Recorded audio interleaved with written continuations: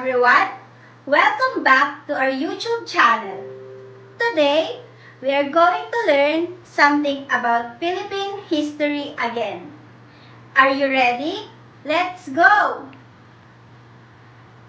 Our topic for today is the criticism of historical sources, external and internal criticism.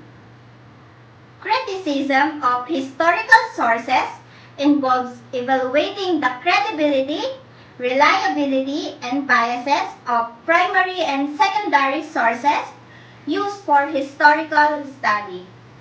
Historians examine sources for potential mistakes, issues, and inaccuracies, taking into consideration the author's perspective, objective, and situation. What is external criticism? External criticism, also known as lower criticism, is a method used in historical research to assess the credibility and authenticity of a primary source by investigating the external factors that influence its creation and distribution. External criticism takes consideration factors such as who's the author, when was it created, the author's background and biases, the intended audience, and the source's distribution history. What is internal criticism? Internal criticism, also known as higher criticism, is a technique for verifying the accuracy of the content in a document. It is concerned with the reliability of the information and attempts to show the truthfulness of the document's contents. Historians use internal criticism to assess a source's reliability and potential biases by carefully reviewing its language, style, and consistency. They examine the text for mistakes, anachronism, inconsistencies, and other signs that indicate the source's reliability or unreliability. To understand more their differences, let's do an internal and external criticisms to Jose Rizal's poem, Sa Aking Mga Kabata.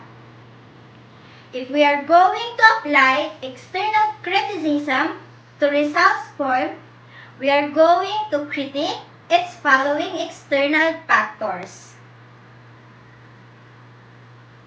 On the other hand, if we are going to apply the internal criticism, we are going to criticize its contents or internal factors.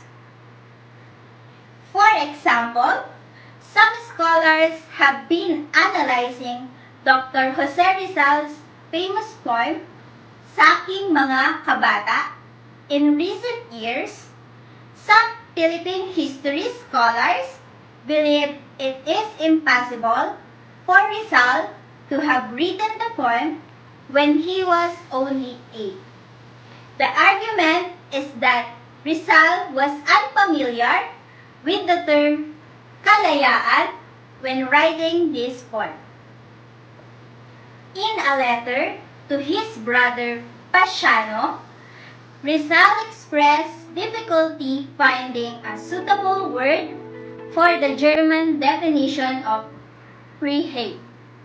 Rizal could not simply correlate the term with the Tagalog word kaligtasan. It is claimed that Rizal learned about the term kalayaan from Del Pilar's translation of his essay, Amor Patrio.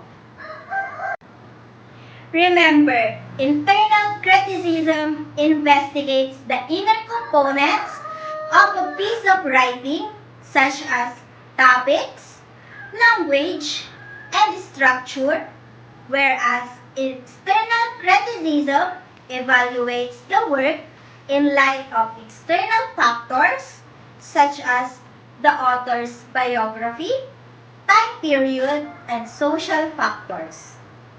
That's it for today, everyone.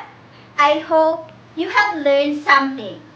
Thanks for watching, and don't forget to subscribe, get notified, share and like our videos. See you next time!